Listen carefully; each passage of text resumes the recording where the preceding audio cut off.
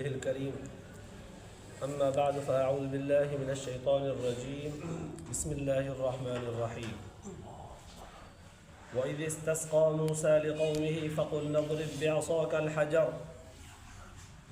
فانفجرت منه 12 عينا قد علم كل أناس مشربهم كلوا واشربوا من رزق الله ولا تعثوا في الأرض مفسدين وإذ قلتم يا موسى لن نصبر على طعام واحد فادع لنا ربك يخرج لنا مما تنبت الأرض من بقلها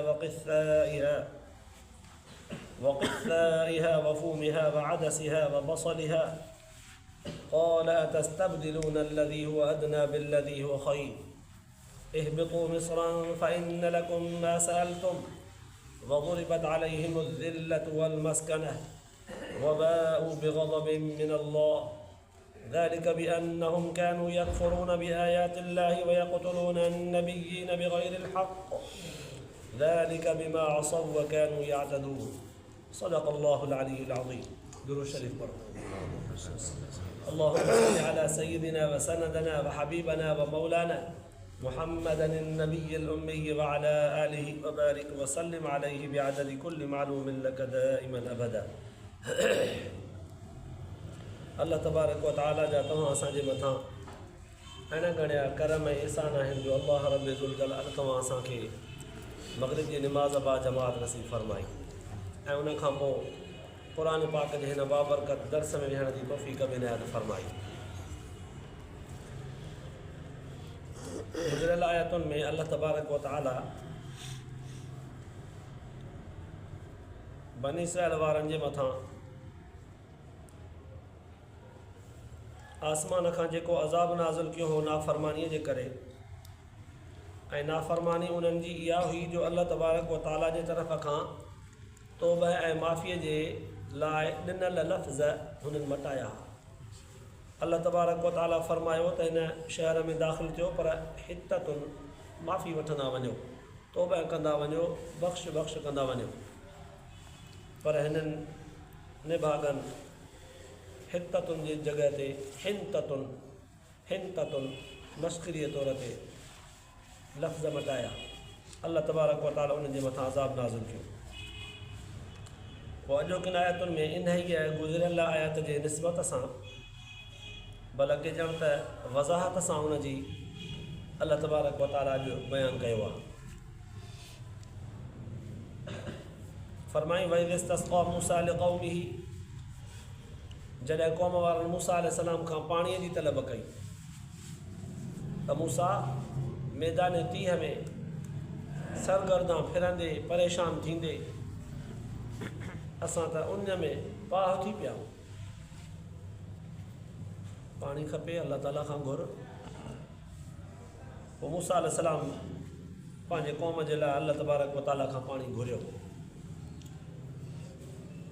ऐं मूसा अलैहिस्सलाम जॾहिं पाणी घुरियो त अल्लाह तबारक व तआला फ़रमायो त इज़रिब बिअसाकल हजर, इन पत्थर खे हण धक। मूसा अलैहिस्सलाम जे हथ में लठ हुई, उहा लठ उन पत्थर खे वहाए कढियईं त पत्थर मां 12 चश्मा पाणीअ जा वही पिया। 12 छो त उन वक़्तु बनी इसराइल जे क़ौम जे अंदरि याक़ूब अलैहिस्सलाम जा 12 पुट हुआ। इहा सॼी क़ौम उन्हनि पुटनि जी औलाद हुई। हर हिकु पंहिंजे फनफजरत मिन हुस्नता अशरत आइना, अल्लाह से फ़रमायो त पोइ पैदा थी पिया, फुटी पिया 12 चश्मा इन पत्थर मां पाणीअ जा। क़द अलिम कुल्लु उनासिम मशरबहुम, हर हिकु कबीले पंहिंजे पीच खे सुञापे वरितो त हीअ असांजी आहे, हीअ असांजी आहे। हर कोई हिकिड़े पीच ते वेही वियो पंहिंजे हिसे ते। कुलू वशरबू मिन रिज़्क़िल्लाह, अल्लाह तबारक व तआला फ़रमायो हाणे खाओ बि पीओ बि अल्लाह ताला जे रिज़्क़ मां। वला तासौ फिल अर्दि मुफ़्सिदीन, पर यादि रखो ज़मीन में फ़सादी थी करे न फिरिजो। जिथे विख हुजे उते फ़साद कयो, जंहिंसां वेहो उते का न का फ़सादी ॻाल्हि कयो, जंहिंसां घुमो, जंहिंसां वेहो, जंहिंसां ॻाल्हायो, फ़साद हुजे, फ़सादी थी करे न फिरिजो ज़मीन में।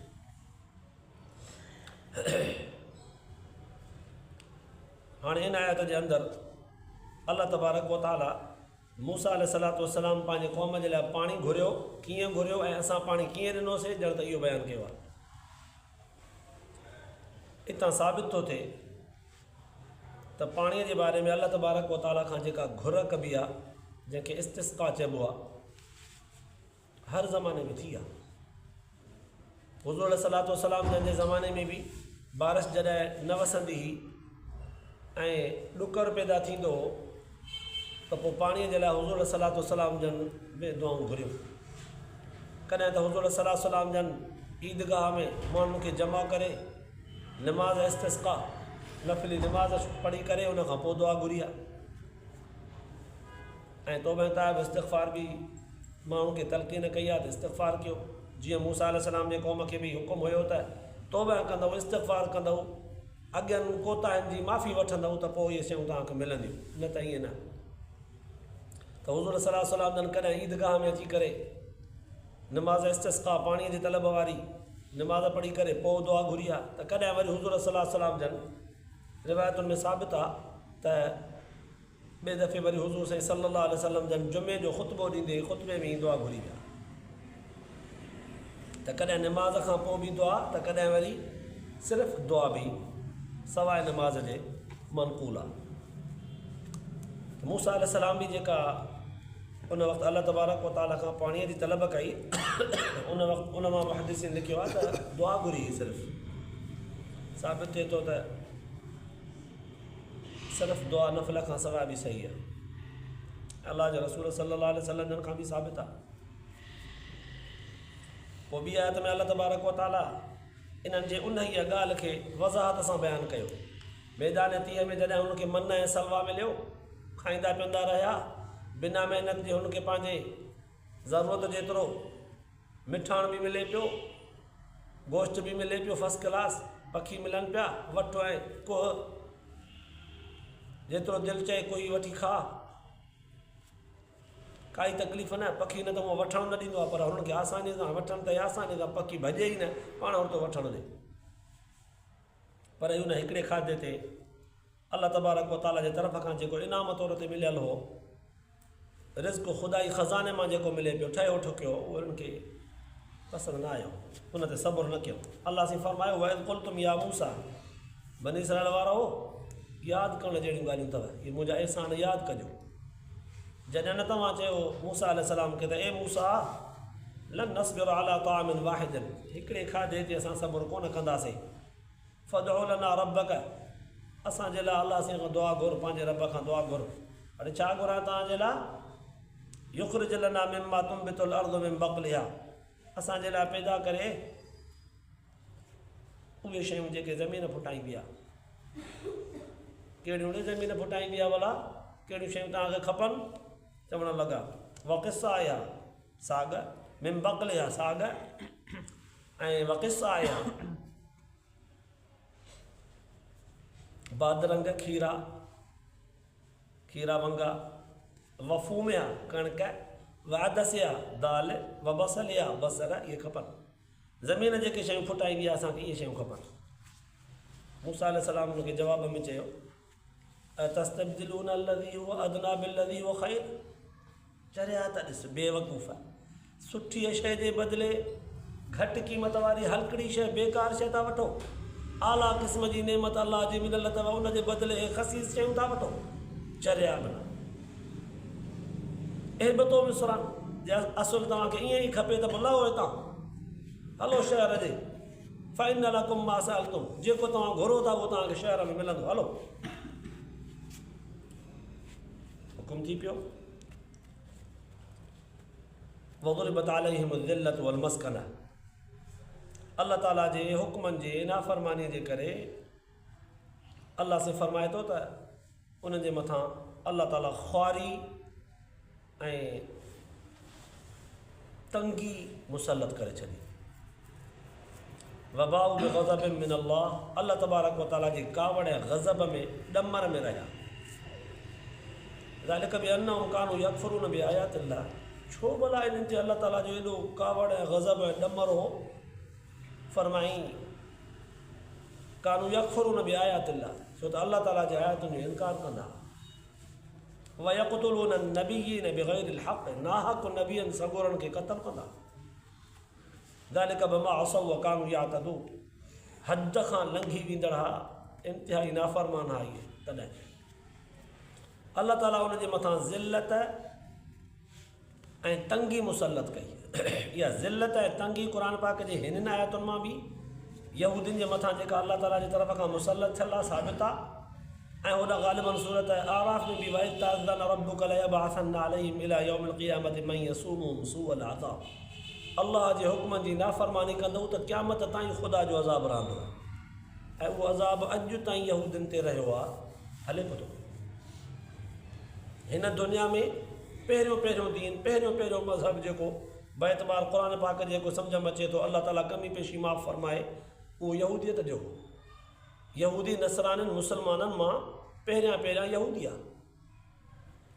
पोइ उन्हनि पंहिंजे दीन पंहिंजे तरीक़े ते पंहिंजे नबी मूसा अलैहिस्सलातु वस्सलाम जी या उन वक़्तु हज़रत यूशा बिन नून जी यूशा अलैहिस्सलाम जी नाफ़रमानी कई, जंहिंजे करे अल्लाह तबारक व तआला उन्हनि ते ज़िल्लत, मुहताजी ऐं तंगी मुसलत कई। हाणे ज़ाहिर आहे अल्लाह ताला इन्हनि खे फरमायो त अमालिका क़ौम खे मुक़ाबले में हारायो, बैतुल मुक़द्दस फ़तह कयो, तव्हांजो आहे। पर हे डिॼी विया, न विया। वरी कुझु वक़्त खां पोइ ही लड़िया, मुक़ाबलो बि कयूं, फ़तह बि कयूं, पर अल्लाह तबारक व तआला जी तरफ़ खां नाफ़रमानियूं हिक खां पोइ ॿी कंदा ईंदा। नाफ़रमानी मथां नाफ़रमानी, ऐं घणे खां घणा पैगम्बर सगोरा आहिनि यहूदियुनि क़त्ल कया। अल्लाह ताला उन्हनि जे सज़ा तौर ते, नाफ़रमाननि जे सज़ा तौर ते इनखे ज़लील करे छॾियो। इन्हनि खे किथे बि सरज़मीन कान्हे पंहिंजी, किथे बि इन्हनि खे रहण जे लाइ सरज़मीन कान्हे। जिथे बि रहंदा माण्हुनि जे सहारे सां कंहिंखे ख़ुशि कंदा, कंहिंखे टैक्स ॾींदा, कंहिंखे कुझु न कुझु ख़िदमत कंदा, उनजी चापलूसी कंदा, उनजी ग़ुलामी कंदा, नौकिरी कंदा, पोइ उते कुझु न कुझु अरसो रही सघंदा। पंहिंजी ज़ाती सरज़मीन यहूदी न टिकाए करे किथे रही सघंदा, न के हासिलु करे सघंदा, न के हिनखे हुकूमत मिलंदी। बाक़ी हिन वक़्तु जेको उन्हनि जो रुझान आहे फ़लस्तीन जे मथां कब्ज़े जो, इसराइल चवे पियो त फ़लस्तीन असांजो आहे, इहो सॼो कूड़। क़ुर पाक जूं आयतूं साबित आहिनि, मौजूदु आहिनि। क़ुर पाक जे उसूल ऐं क़ुर पाक जे तरतीब सां साबित आहे इहा ॻाल्हि त यहूदियुनि खे पंहिंजी सरज़मीन कोन्हे। अल्लाह ताला उन्हनि जे मथां ज़िल्लत मुसलत कई आहे। हे किथे बि हुकूमत क़ाइमु न करे सघंदा, किथे बि पंहिंजी सरज़मीन ठाहे करे रही न सघंदा। जिथे रहंदा चापलूसीअ सां, ग़ुलामीअ सां, नौकिरीअ सां रहंदा, पंहिंजी ज़ाती न हूंदनि। वरी चंद ॾींहंनि खां पोइ जे उतां वारो माण्हू हुकुमरान को नाराज़ थियो त वरी उतां लॾाए कढंदो जूता आणी करे। जीअं इहे इसराइली हुतां जूता खाईंदा अचे करे हाणे फ़लस्तीन जे मथां कब्ज़ो करे चवनि था त इहो फ़लस्तीन असांजो आहे। इन जो न आहे, ग़लति आहे इहा ॻाल्हि इन्हनि जी। पोइ हाणे इन ते कब्ज़ो करे जो चवनि था इसराइल ज़िंदाबाद, हक़ीक़त में इसराइल मुर्दाबाद आहे। इन इसराइल खे फ़लस्तीन जे मथां क़ाबिज़ बनाइण वारो अमरीका ऐं बरतानिया आहे। अमरीका ऐं बरतानिया जे टेक सां इसराइल फ़लस्तीन जे मथां क़ाबिज़ रहियो आहे। ऐं हिन महिल ताईं जेका कुझु मुस्लमाननि जे मथां ज़ुल्म ऐं बमबारी थिए थो, उहो अमरीका ऐं बरतानिया जे ज़ोर जे करे। ॿियनि लफ़्ज़नि में खणी ईअं चऊं त इसराइल जी पंहिंजी हुकूमत कान्हे, इसराइल फ़लस्तीन जे मथां हिकु क़िस्म जी बरतानिया ऐं अमरीका जी छावणी आहे। असुलु हिकिड़ो हुननि जो अमरीका ऐं बरतानिया वारनि जो हिकिड़ो वॾो प्लान आहे। अरबनि जो जेको इतिहादु आहे, सरज़मीन अरब में जेका ॿधी ऐं कुवत आहे, उन्हनि जे बिलाक खे, ॿधीअ खे टोड़ण जे लाइ विच में फ़लस्तीन ते कब्ज़ो करे इसराइल खे मुसलत करे इन नाले सां पंहिंजी छावणी बनाए करे मुसलमाननि जे अरब मुल्कनि जी ताक़त खे टोड़ण जे लाइ पंहिंजी उते तसल्लुत ऐं ताक़त रखणु चाहिनि था। क़ुर त चवे थो उनखे पंहिंजी कोन्हे का। उन वक़्त खां वठी क़यामत ताईं इहे धिका खाईंदा रहंदा, उनखे पंहिंजी कोन मिलंदी। पोइ इन्हनि जूं दिलियूं मुर्दा आहिनि अॼु उन्हनि जे हुक्मराननि जूं। हा, अगरचे इन क़ौम जा, बनी इसराइल जे क़ौम जा कुझु पोड़ा कमज़ोर ज़ईफ़ माण्हू जेके मुसलमाननि जे ख़िलाफ़ु न हूंदा या अल्लाह ऐं अल्लाह जे रसूल जे नबी अलैहिस्सलातु वस्सलाम जे हुक्मनि जे मुखालिफ़त में न वेंदा त उहे महफ़ूज़ रहंदा। अक्सरियत उन्हनि जी ज़िल्लत में हूंदी। पर जो दिलियूं मुर्दा थी वयूं आहिनि।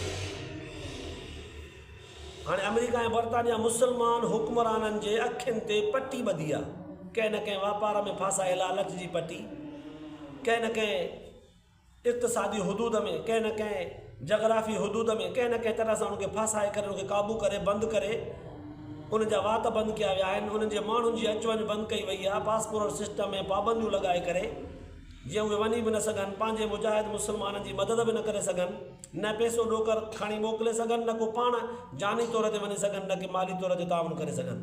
पहिरियां उनजी इहा बंदिश करे पोइ वञी करे मुस्लमाननि खे फ़लस्तीन में कुचलियो वियो। इहा उनजी हिकिड़ी चालाकी हुई। पर मुस्लमान हुक्मरान जेके सॼी दुनिया में आस पास में रहनि था, उन्हनि जूं दिलियूं मुर्दा जीअं मां हिन ते मिसाल ॾियां हिकिड़ो, हज़रत हसन बसरी रहमतुल्लाह अलैह हिकिड़े दफ़े पंहिंजे दर्स जे हल्के मां दर्स ॾेई करे उथियो। कंहिं नौजवान चयोसि त हज़रत छा सबबु आहे,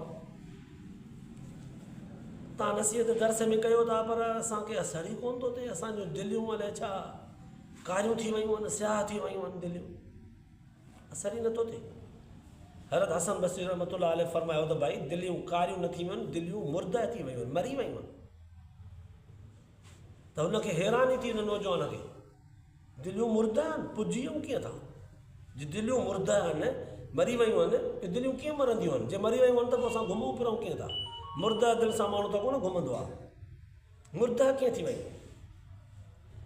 हज़रत हसन बसरी रहमतुल्लाह अलैह हुनखे फरमायो त भला ॿुध, जेकॾहिं न को माण्हू सुतो पियो हूंदो आहे, उनखे धूणो ॾेई करे झंझोड़े करे उनखे उथारिबो आहे त उथंदो आहे न, केॾी बि निंड हुजेसि, हा उथंदो आहे, पर जे न उथे त चवंदासीं न मुर्दा। असां मुस्लमाननि जूं दिलियूं क़ुर हदीस जे दर्स सां या फ़लस्तीन में मुस्लमाननि खे कुचलियो थो वञे, ईअं असांखे धूणा थियूं ॾियनि, पोइ बि असांजूं दिलियूं जेके उन ज़िंदा नथियूं थियनि त पोइ मुर्दा शुमार थियूं न। असांजे मुस्लमान हुक्मराननि जूं दिलियूं मुर्दा आहिनि, पंहिंजे मुस्लमाननि खे कुचलण ते राज़ी आहिनि ऐं पंहिंजे अयाशियुनि ऐं मस्तियुनि में लॻा पिया आहिनि। अल्लाह तबारक व तआला शला असांजे मुस्लमाननि खे सही सोच सही सम्झ नसीब फरमाए ऐं असांजे हुक्मराननि खां मुस्लमाननि जे ताउन ऐं ख़िदमत जो कमु वठे। अल्लाह पाक शला तव्हां असांजे वेहण खे ॿुधण ॿुधाइण खे क़बूल फरमाए, आख़िरत जे लाइ निजात जो ज़रियो बनाए। आख़िर दावाना अल्हम्दुलिल्लाह रब्बिल आलमीन।